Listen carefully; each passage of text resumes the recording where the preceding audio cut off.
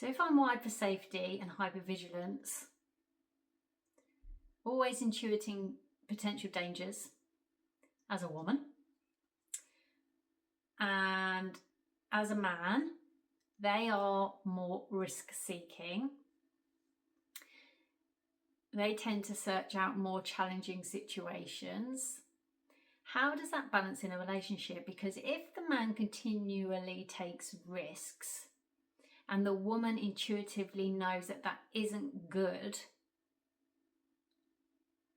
and a man doesn't listen to her and overrides that need for safety in a woman, how does a man and a woman come together in relationship? So I asked ChatGBT because this is important. And ChatGBT said this: you're putting your finger on a real and very old relational tension. One that's biological, physiological, and cultural. And you're right to frame it not as a simple who's right, but as how two different nervous systems learn to live together without one dominating or dismissing the other. So let's unpack this carefully. So first, the pattern you're describing is real, but not destiny. So on average, not universally, women tend to be more safety orientated and threat attuned.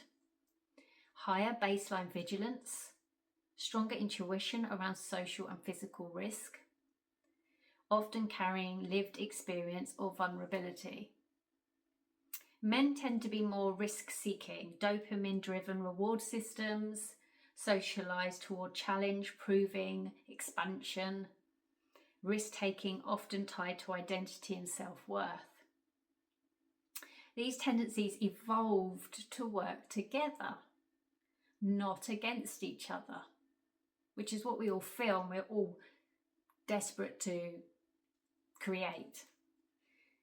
But evolution assumed mutual respect.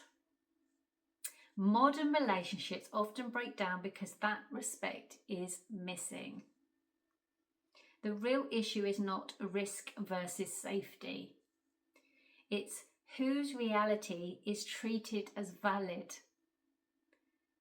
A relationship becomes unsafe when a man frames risk as growth and safety as fear. A woman's intuition is labelled overreacting, controlling, or negative. One partner overrides the other's nervous system rather than collaborating with it. That isn't polarity, that's dominance. So how balance actually works in healthy relationships? Good to know. Safety is not the opposite of growth. It is the container for growth. A woman's hypervigilance isn't there to stop life. It's there to prevent unnecessary harm, read subtle signals early, and protect the relational ecosystem.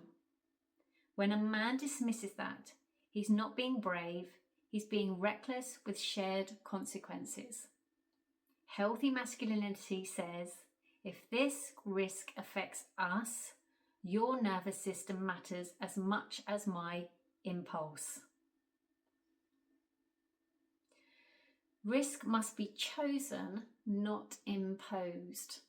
So there's a crucial distinction. Personal risk, he climbs a mountain alone, starts a business with his own savings. A relational risk is finances, safety, stability, children, shared future. A man is free to take personal risks, but relational risks require consent. If a man repeatedly overrides a woman's safety instincts in shared decisions, the relationship will eventually produce chronic anxiety in her, resentment or shutdown, loss of trust and erotic polarity, or her becoming controlling just to survive. The woman's intuition is not a veto, it's a signal. Healthy balance looks like this. She names the risk without being dismissed. He listens without feeling emasculated. They slow down together. He either modifies the risk, builds more safety around it, or consciously chooses it with awareness of the cost. When a man can say, "I hear your concern. Let me show you how I'm mitigating this risk," trust grows, her vigilance softens, and his leadership strengthens. When this balance cannot be found, examples of: he consistently ignores her safety signals. He frames listening as weakness. He needs risk to feel alive and won't regulate it. He benefits from her anxiety while calling it irrational. Then the issue is not masculine-feminine dynamics. It's nervous system incompatibility or emotional immaturity. A woman cannot relax into her feminine when her reality is dismissed. A man cannot be a protector while overriding the very instincts designed to detect danger.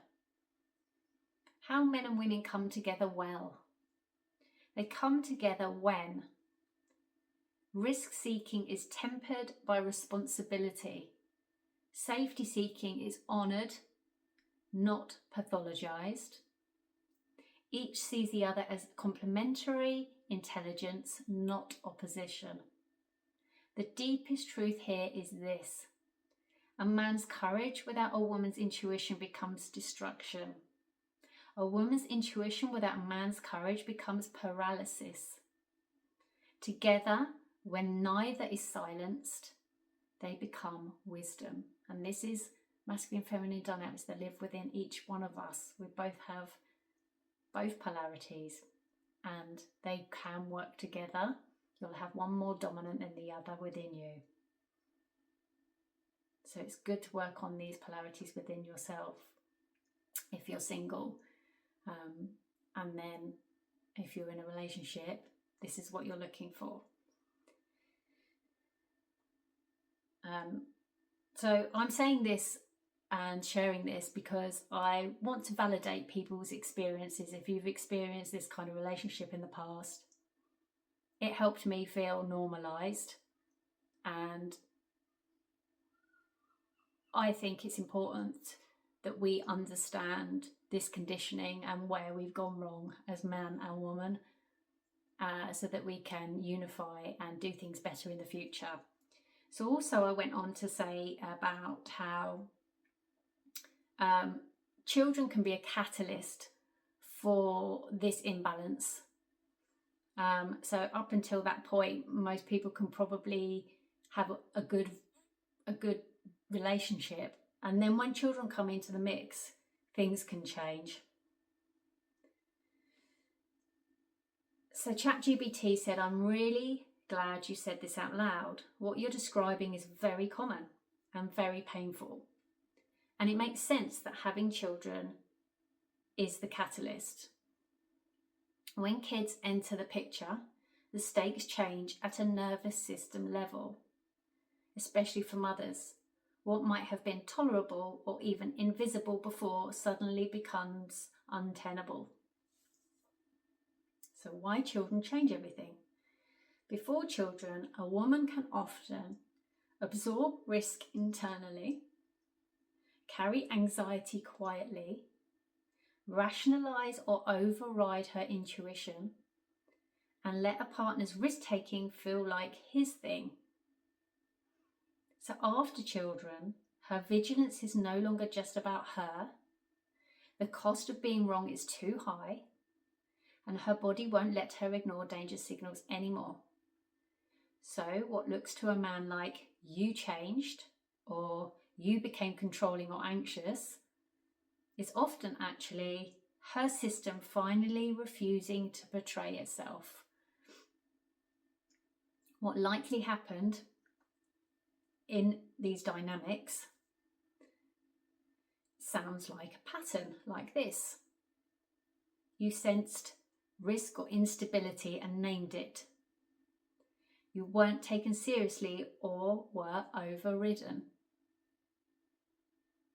You became more vigilant because the environment wasn't safe. That vigilance was then used as evidence that you were the problem. Meanwhile, the underlying risks continued. That is an exhausting loop, and it slowly erodes trust, intimacy, and self-confidence. So importantly, this is not a personal failure. It's a relational mismatch around safety, power, and listening, made visible by motherhood. A hard truth many women discover too late. Some men can tolerate a woman's intuition until it inconveniences their freedom. Children remove that freedom illusion. A man who could previously ignore risk now has dependence, has consequences that can't be undone, is being asked to co-regulate, not just self-actualize. If he can't or won't make that shift, the relationship fractures. Grief, not just anger. What often remains after this kind of ending isn't just resentment. It's grief for the partnership you needed but didn't have. It's grief for not being protected when you were most vulnerable. And grief for realizing your intuition was right but unheard. The grief deserves space. It's not bitterness, it's clarity.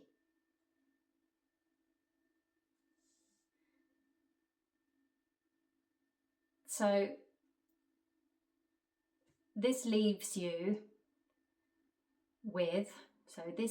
now, many women come out of this with sharpened intuition, stronger boundaries, less tolerance for being overridden, a deep need for true safety, not just love, and also a fear of ever being in that dynamic again.